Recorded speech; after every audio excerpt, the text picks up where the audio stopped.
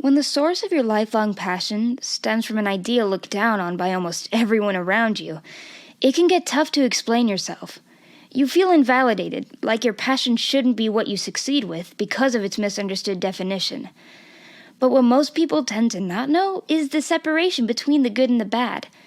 I'm a living example of the good, and I have my story to prove it. When I was around 5 years old, my parents were constantly fighting.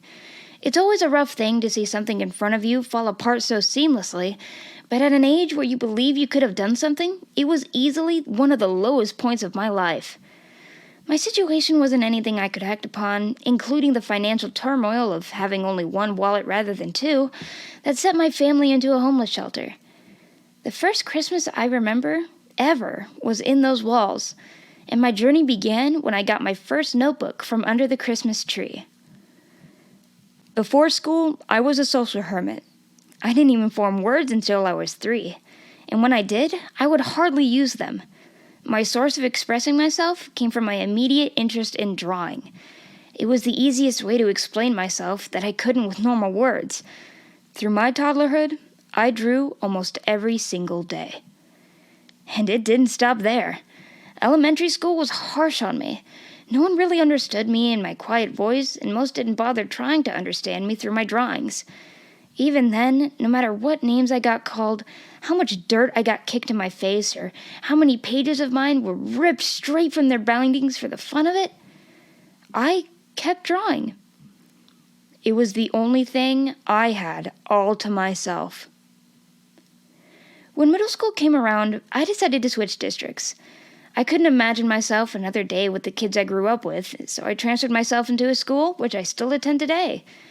When I first got there, I immediately found my group and slowly gained a personality from the ability to communicate with what I did best. Even then, school transfers are never an easy transition, no matter how much more of an environment it was for me.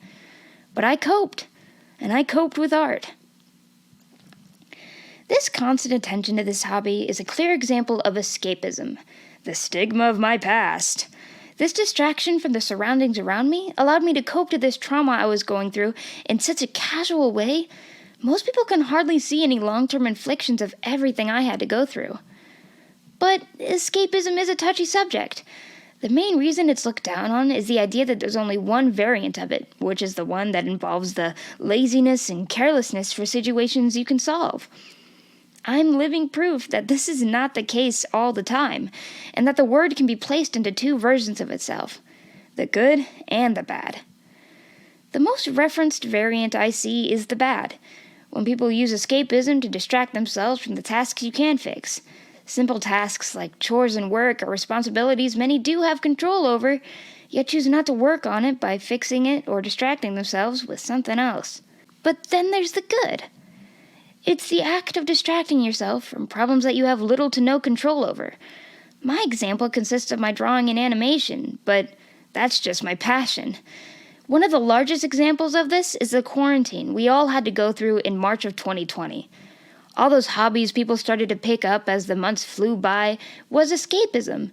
You were distracting yourself from the global pandemic no one could really stop by themselves at any given moment. Talking about my passion, my best ideas have stemmed from the escapism I use to get away from the uncontrollable issues I've had in my past. With an example, I'd like to introduce Naomi Ecoloid, a cool, cybernetic political figure that's practically aged with me since the beginning. Her character, as well as the story and environment, has changed as I've grown to understand just why I made her the way she is today.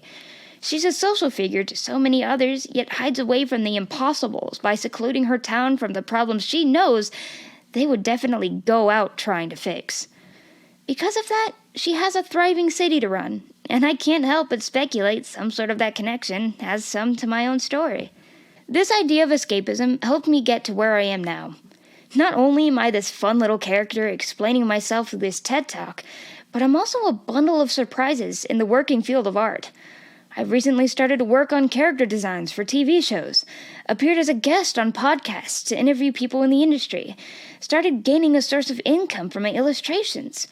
I've been recognized by certain idols and celebrities, grown my own community of fans who enjoy watching my individual projects and works, And I seem to be the first TED Talker to independently write and animate my own message. And I give that credit to the start of it all. That tiny little gift at the bottom of the Christmas tree that I got at the lowest point of my life made the clay for me to mold myself into, well, me. Escapism helped me through everything, and no matter how much I went through in my life, I always had a pencil and a piece of paper to tell my story. This one, the story of my life, the story of my escapism, and the story of me. Thank you.